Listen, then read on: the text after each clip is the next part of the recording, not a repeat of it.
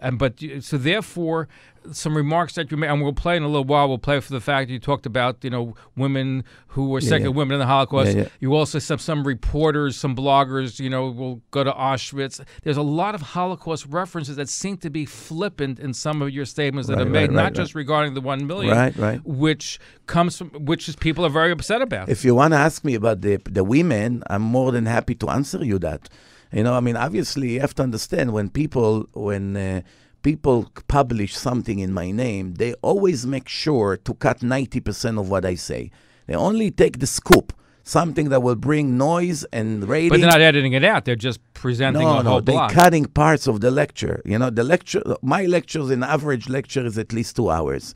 When I speak 2 hours, the lecture is built in such a way that I keeps going back and forth and explaining and delivering more information. And eventually, if you don't look at the entire picture, you may take a minute in there and it sounds awful. But it's not only about me, it's about every speaker. You can take parts of different lectures and put headlines and lie to the public and make the public hate the speaker because they believe the 1 minute. So if you ask me about the women, let me explain to you exactly what I said. It's also, I spoke about it at least 3 or 4 times in different lectures because I speak in different places. Sometimes I repeat the same stories and it's all over online for the last few years. And this is how it goes. I spoke about the museums in Yad Vashem and other museums that they put pictures of naked women, Jewish women, 5 minutes before they murder them. I say the story that the Nazis told, they put the men on one side, they put the women on the other side, and they tell them to take off all their clothes, and they told them to hang the clothes on a hooks over there with numbers. And they say to them, when you come out of the shower, everyone remember their number because you're going to get your clothes back. But in the meantime, they see that everyone goes into those showers, nobody comes out because everyone gets killed. So I was talking about this situation that they put the men in one side, they put the ladies on the other side, and now they documented everything they did. They took pictures, and today when you go to museums, you see pictures of women a few minutes before they kill them. And I said, this is a disgrace. This is outrageous. I say the people that design those museums in Yad Vashem and in other places, when they hang pictures of Jewish women that were murdered, if it was their mother or their grandmother, would they agree to hang a picture of their grandmother or their mother naked 5 minutes before she was murdered? That's insensitive. Now, one person, according to my knowledge, make any complaints against all these museums that put pictures of women all over the world. Then I moved on and I explained something that I read in one of the books of Rav Zilberstein.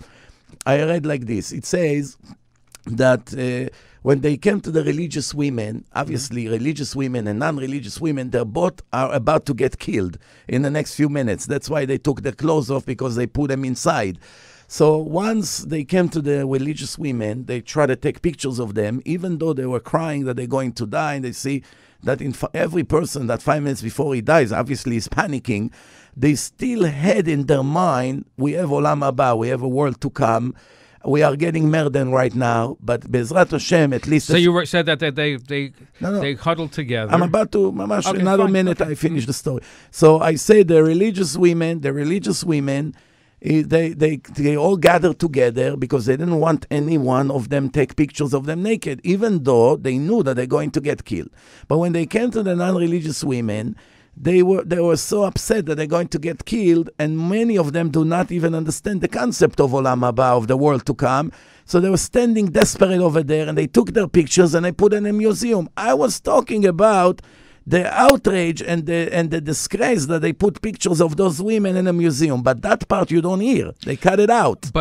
And we're going to play the clip. But what comes out... The clip that you're going to play, it's a cut clip. Okay. It's not a 2 hours lecture. What comes out, I'm just telling you, because the way it's stated, it comes out that you look at the religious women saying that because they saw the pictures being taken, so they huddled together, did not let themselves be photographed in an immodest position. Right. The secular women didn't care, and therefore they let themselves be photographed in an immodest position. And first, I don't know how you know that, because I read it in a book. But 99, listen, the women didn't survive, and the women are going to the gas chambers. They're being killed. You think that they're thinking about a video camera or a film camera? Didn't have video, a film camera or a movie camera in front of them. They're not thinking about that. So let me ask you a question. What do you think was my intention? Do you really think my intention was to put those holy women that were murdered, my sisters, from my own nation, from my own blood? Do you think I had any intention to come and embarrass them or to hurt their memory? What does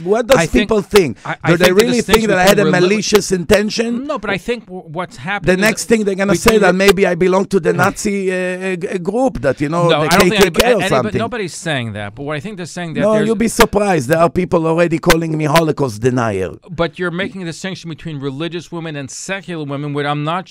I do it all the time. 20 years in my lectures. But in this what's wrong with that? But in this particular case, yes, whether it's religious women or non-religious women that are going into the gas chamber, nobody is thinking that the cameras are out there, and therefore I say that exactly what you said in my lecture. I say that's not they were so desperate that they couldn't think about the situation, so they took their pictures. I didn't blame them for anything. Believe me, a lot of religious women would not be able to focus on that moment. Nobody focuses on that. You said, but the religious women huddled together, they shouldn't be photographed. Where do you get that from? That's what I'm questioning. Do you think I sit and dream at night and bring stories from my imagination? So obviously, everything that I speak in my lecture, I get it from somewhere. The estimation that I made about the Holocaust, I admitted that I was wrong, and I said that my statistic was way off, and I apologize deeply to the people. So why do you think, Rabbi, that the apology was not accepted? Novinsky Rebbe came out after the apology. Rabbi Wein... Did he speak to me one word? Did Rabbi Wein ever contacted me to know the entire picture? Let me ask you a question. What kind of a big rabbi, like both of them, would go and murder a person online in a website that call himself religious, but it's totally secular in my opinion? They go on websites like this that spreads Lashon Hara and murder people, especially someone that did so much for the Jewish nation, without have the courtesy of sending someone to me first to verify all the details. So let me ask you this one before we break. Yeah. So you said that there are people out to get you. Who are these people? Is Novinsky Rebbe part of this cable? No. So absolutely not. They made innocent mistakes. They don't have anything against me. The opposite. Actually, someone already from Borough Park told me that he spoke to him and he said clearly that he has nothing personally against me, appreciate what I do. He was only speaking about the concept of lowering the number of the Jewish souls, that it's not good, and he spoke about it in general. It was nothing personal. I didn't have anything to say personally against me. If it's true or not, I don't know. I didn't even read the article, what he said about me, to be honest with you. For me, it was enough already when I wrote so many lies in the first article that came out. I say this is a world of lie, like Chazal say, Alma de Shikra, if I'm looking for... But let me ask one question before we... A quick question. You talk about Lashon Hara. Yes. Slander. Yes. Is it not slanderous in Lashon Hara to speak about Jews that, saying that they're not Jews? Your original statement, before you knew all the facts. Now you say, now you know that the 3 million Jews in Poland were intermarried and Russia wasn't intermarried. But isn't it Lashon Hara to say a whole category of people that were killed to say they were not Jews, unless we know what is absolute certainty? You heard one lecture from somebody that you got that information from, and you based your whole speech on that. But is it not Lashon Hara against those Holocaust people who were killed? No, let me explain to you something. I was speaking about assimilation and intermarriage.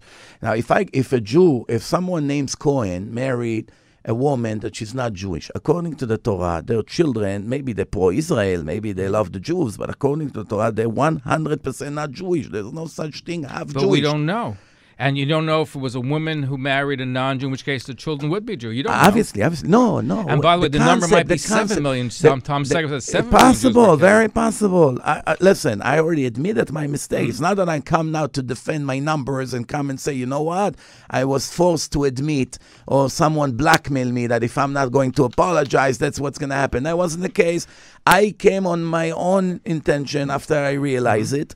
And I apologize, and again, I can do it right now again. Okay, but I want us to play the clip. People should hear. Let's hear, Jake. Can we play the clip of where with the women, the secular women in the concentration camps? Yes.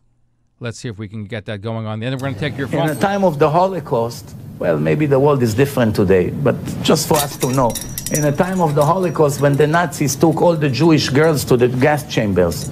So before they put them in the gas chambers, obviously everyone took their clothes off.